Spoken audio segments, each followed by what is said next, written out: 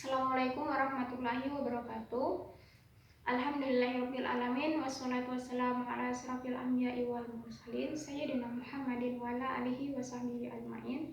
Puji syukur atas kehadirat Allah Subhanahu wa taala.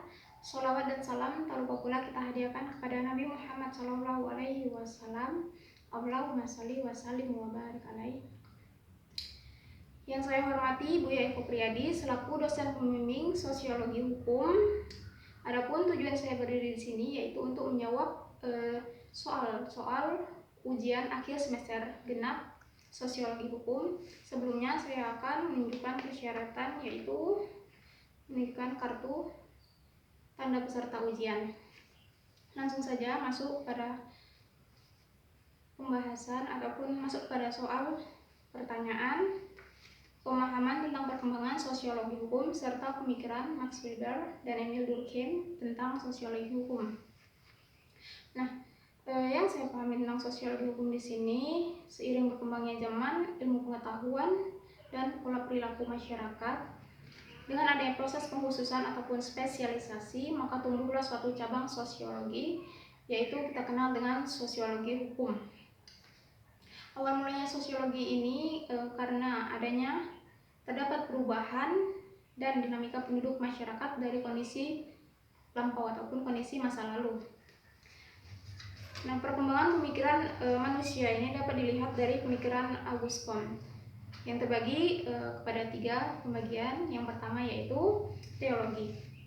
Nah, Auguste Comte mengatakan teologi ini yaitu pada masa itu masyarakat masih berpatokan pada mitos-mitos belaka.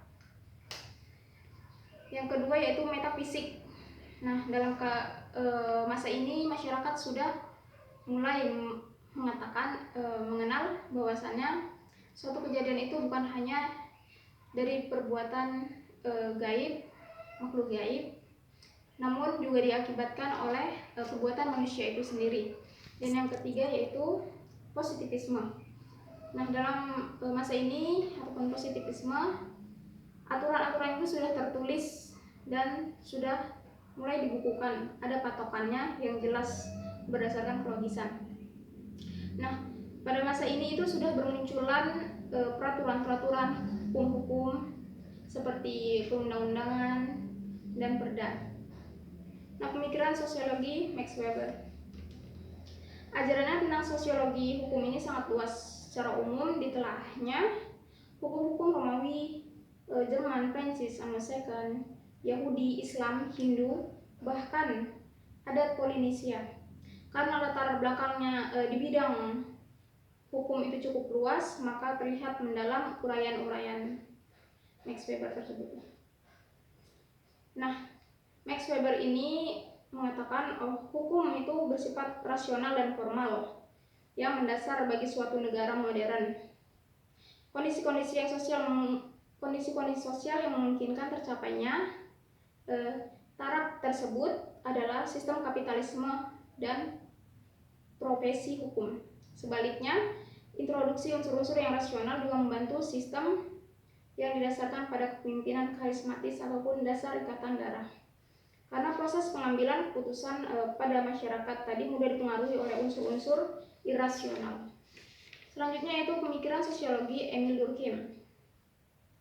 Yang berasal dari Emil Durkheim ini berasal dari Prancis, merupakan seorang tokoh yang penting dalam pengembangan sosiologi. Nah, dengan adanya ajaran-ajaran yang bersifat klasik dalam teori-teorinya tentang masyarakat, Durkheim menaruh perhatian yang besar terhadap kaidah-kaidah hukum yang dihubungkan dengan jenis-jenis solidaritas yang dijumpai dalam masyarakat. Teori Emil Durkheim ini berusaha untuk menghubungkan hukum dengan struktur. Hukum dipergunakan sebagai suatu alat diagnos untuk menemukan syarat-syarat struktur bagi perkembangan solidaritas masyarakat. Hukum dilihatnya sebagai dependen variabel, yaitu suatu unsur yang tergantung pada struktur sosial masyarakat. Akan tetapi, hukum juga dilihatnya sebagai suatu alat untuk mempertahankan keutuhan masyarakat maupun menentukan adanya perbedaan-perbedaan dalam masyarakat. Soal yang kedua yaitu tipe-tipe hukum menurut teori pembangunan hukum ataupun the development theory of law. yang digagas oleh Philip Nonet dan Philip Selznick. Nah, menurut Philip Nonet dan Philip Selznick itu tipe-tipe hukum itu dibagi kepada 3 bagian. Yang pertama yaitu hukum reprensif. Tipe hukum ini dapat dilihat dari adaptasi yang pasif dan opportunities dari institusi hukum terhadap lingkungan sosial politik. Kata adaptasi ini menunjukkan hukum itu berada pada kondisi subordinat ataupun di bawah pengaruh sistem sosial dan politik. Hukum itu dikendalikan oleh figur tokoh politik yang paling berkuasa di negara tersebut. Kriminalisasi adalah bentuk paling disukai oleh para penguasa politik dalam mengontrol warga masyarakatnya agar selalu menaati kehendaknya. Pada tipe ini, hukum dan politik merupakan suatu kesatuan dalam sistem pemerintahan. Selanjutnya yaitu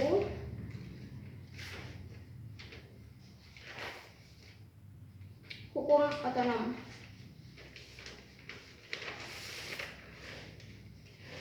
Hukum otonom ini sangat berperan menentukan wajah hukum. Karena dalam tipe hukum otonom ini wajah orang ini berganti menjadi sistem negara hukum ataupun the rule of law. Konsep the rule of law ini merupakan reaksi negara ataupun gagasan-gagasan keterbukaan yang kerap datang dari masyarakat luas. Atas nama hukum, desakan-desakan demikian dapat diredam. Di sisi lain, dalam tipe negara otonom, tertib hukum juga digunakan untuk menjanjikan atau menjinakkan perilaku represif negara. Untuk itulah the rule of law mengedepankan penyelesaian masalah melalui prosedur-prosedur tertentu. Keadilan pun cukup dilihat sebagai keadilan prosedural, ataupun sesuatu itu dianggap adil sepanjang sesuai dengan prosedur yang berlaku. Namun berbeda dengan tipe represif. Pada tipe hukum otonom ini, hukum sudah terpisah dari politik. Yang ketiga yaitu hukum responsif. Nah, sekalipun dapat secara kasat mata Nonet dan Selznick ingin menempatkan tipe hukum responsif sebagai tahap evolusi yang tertinggi dibandingkan hukum reprensif dan otonom, keduanya tidak ingin menyatakan bahwa tahap inilah yang paling tepat untuk semua sistem hukum. Artinya, mereka melihat masing-masing negara itu menyesuaikan sendiri kondisi sistem hukum negara mereka dengan perkembangan yang ada. Di sini urusan prosedur bisa dinomor duakan karena yang lebih penting adalah sisi substansinya.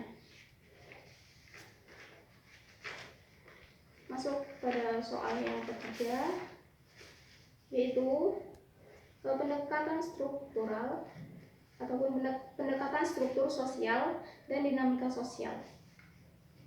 Nah, pendekatan struktur sosial.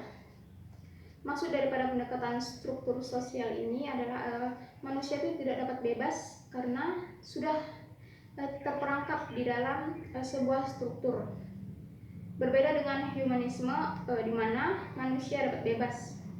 Di dalam sebuah struktur, manusia dapat dikatakan sebagai objek yang dikendalikan. Juga terdapat peran dan status yang nantinya menghasilkan teori fungsi ataupun parsen. Jika terdapat suatu sistem yang rusak ataupun berubah, maka unsur-unsur lainnya juga akan berubah. Menurut teori struktural ini, teori ini bersifat mengontrol masyarakat supaya tidak keluar dari sistem yang sudah ada. Nah, di dalam struktur tentunya ada yang dominan dan ada juga yang tidak. Ada yang bersifat vertikal dan ada pula yang bersifat horizontal. Yang kedua yaitu pendekatan dinamika sosial. Nah, dinamika sosial ini merupakan konsep dasar sosiologi yang sering digunakan dalam konteks yang cukup luas. Seringkali konsep ini diasosiasikan dengan perubahan sosial. Keduanya memang sangat berkaitan erat, namun memiliki beberapa perbedaan. Sosiologi mempelajari dinamika sosial di masyarakat dalam konteks yang spesifik. misalnya dalam konteks negara, organisasi sosial, ataupun keluarga. Sedangkan dinamika sosial membahas tentang perubahan yang terjadi dalam ruang lingkup terbatas. Dapat diklaim bahwa dinamika sosial ini memiliki lingkup pembahasan yang lebih spesifik, sedangkan perubahan sosial adalah general. Soal yang keempat yaitu proses terjadinya perubahan sosial dan pengaruhnya terhadap perubahan hukum. Nah, proses perubahan sosial menurut Bertrand itu terbagi pada beberapa bagian. Yang pertama yaitu difusi.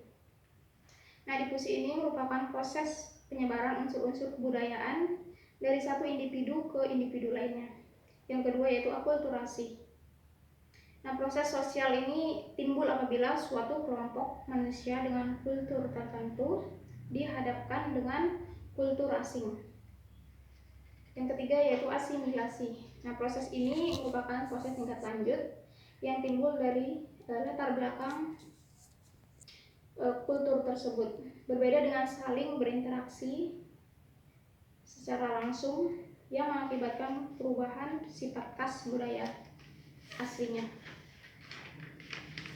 Yang keempat yaitu akomodasi ataupun adaptasi. Nah, proses ini merupakan proses penyeimbangan interaksi antara individu untuk mencapai kestabilan sosial. Nah, apa pengaruhnya terhadap perubahan sosial terhadap perubahan hukum? Dalam kaitannya antara hukum dan perubahan sosial, hukum itu merupakan pencerminan daripada suatu sistem sosial, di mana hukum itu merupakan bagiannya.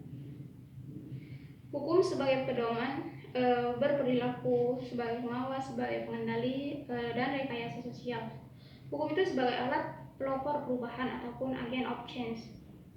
Hukum mengatur masyarakat yang membutuhkan sikap otoritatif untuk menjalankan fungsinya. Soal yang kelima yaitu hubungan hukum dan masyarakat serta fungsi hukum dalam penyelesaian sengketa. Hubungan hukum dan masyarakat. Di mana ada masyarakat, tentu saja di situ ada hukum. Hukum ada karena adanya masyarakat. Hukum itu sesungguhnya merupakan produk otentik dari masyarakat itu sendiri,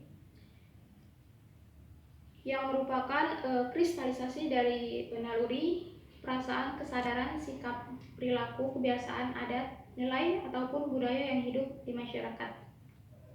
Nah, suatu masyarakat yang menetapkan hukum bagi masyarakat itu sendiri.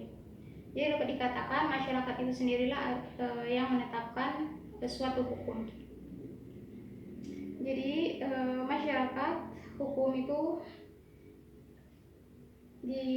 diwajibkan oleh pemerintahan untuk tunduk kepada hukum yang berlaku.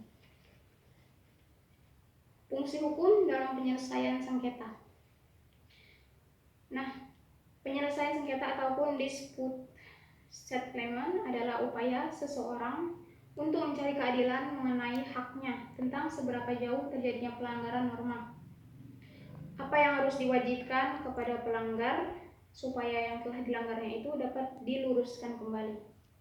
Misalnya kasus persengketaan tanah, kasus harta waris, dan lain sebagainya. Demikian jawaban yang dapat saya paparkan. Lebih dan kurangnya saya mohon maaf. Assalamualaikum warahmatullahi wabarakatuh.